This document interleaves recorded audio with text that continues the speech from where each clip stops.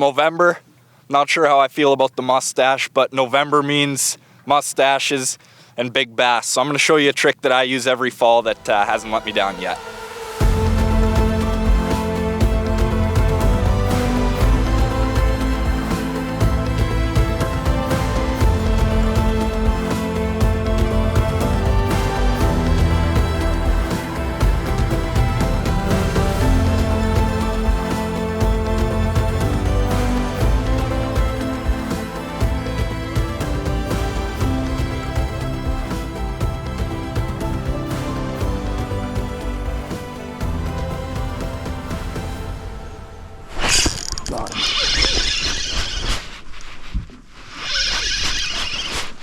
Nice. Hang it over the side of the boat. And man, before I show you what I caught this fish on, most people think that jigging wraps, jigging shadow wraps are, they associate it with ice fishing and walleyes. But I'm going to show you another trick, another few things we can do. And this is just a killer bait for fall time bass.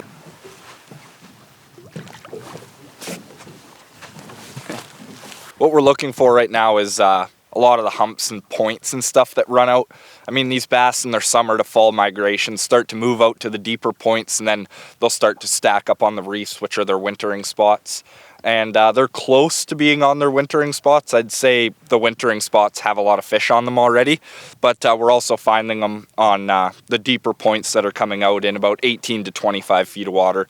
That's the prime. And yeah, there's a lot of fish, and they're really bunched up. So make sure you keep moving on those spots that you know are good until you find the pockets of fish. And the other thing to note is today we found a lot of the fish have been on the steeper slope of that structure, and they have access to deeper water, and that's where the ciscoes are pushing in. So that's what we're looking for. We're finding fish, and it's been good so far, so we're going to try to keep it going. They were all over it. I knew one was hitting it. Oh, there he is. Man, they're just chomping this thing.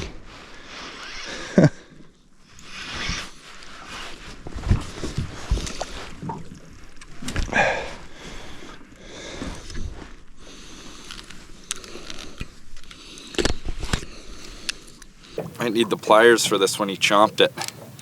Just pins him every time.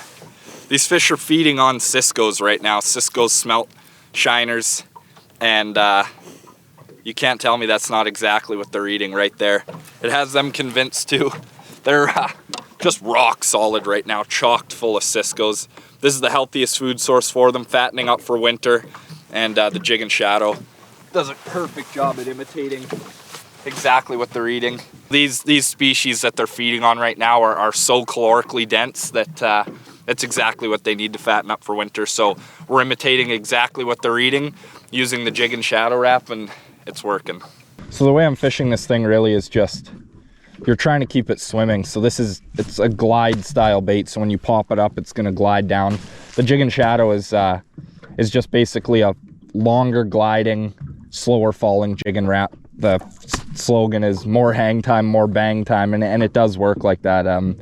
They just crush this thing. But what I do is I pop it up, and then it swims down in like big S's, big circles, and then you can buck it on the spot, which is a good triggering factor too. And like moping, the objective is to get your moping bait to hang perfectly horizontal. Well, the hook tie is in the middle of this bait on the back, so it already does that for you. And so yeah, you can just hang it on the spot. If they come up, they check it out. I like to tap it. When they do get close to it though, I know I'll see a lot of people ripping them, and that can work sometimes, but usually I use rips as to call them in, and then when they are close, I just like to shake it and pause it and shake, and maybe little lifts and falls to get the swimming action. But for the most part, I don't move it a ton when they get close.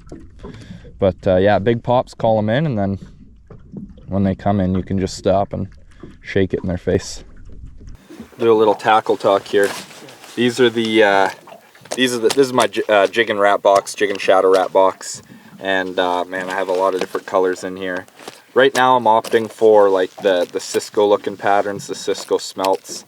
In the summertime you really catch them well on the perch patterns, and I mean, man, you got, like, I just carry pretty much every color in here just to dial in on that. But right now, this time of year, we know exactly what they're eating. It's all ciscos, so we're using those cisco imitators, and that's there's one missing from right here, and that's what I've tied on. So that's the deal for the day. As you can see here, this is a jigging wrap, standard number 9, and then here's the number 9 jigging shadow wrap. They don't have a front hook on them, which is great for ice fishing. They don't catch the ice. But also 9 times out of 10 you either get them on the bottom hook or the back hook. And what you can see here is this is pure lead, where this is plastic, and it has it's a lead-free weight inside here. So this is slightly larger profile, but it sinks a lot slower and glides a lot more. Where this is a bit more of a darty presentation, it pops and darts more. This is a little bit more of a slow glide, and 6 of one, half dozen of the other, often which one they'll prefer. But this one is what we're using today, and they're crushing it. Jigging shadow wrap, and then this is your standard jigging wrap right here. He's running up. Look up high. Oh my God. I had it halfway in the water column. It's a good one. Nice bass.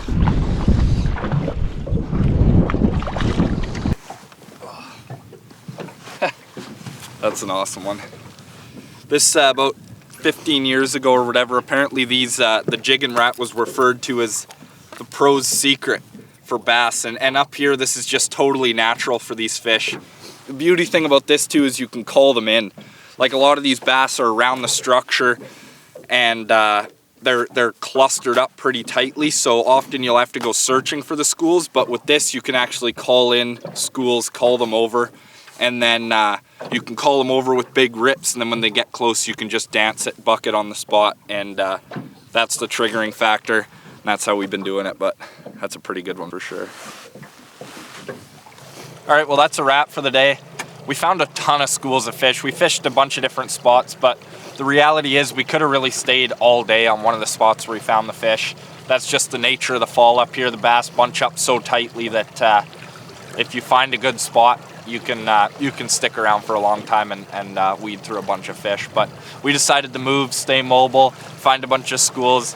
It did pay off. We got a bunch of really nice fish, but we're gonna head in now, and it's November 5th, so it's getting late in the season. Water's getting cold, and we don't have much longer to enjoy the open water. So thanks for watching.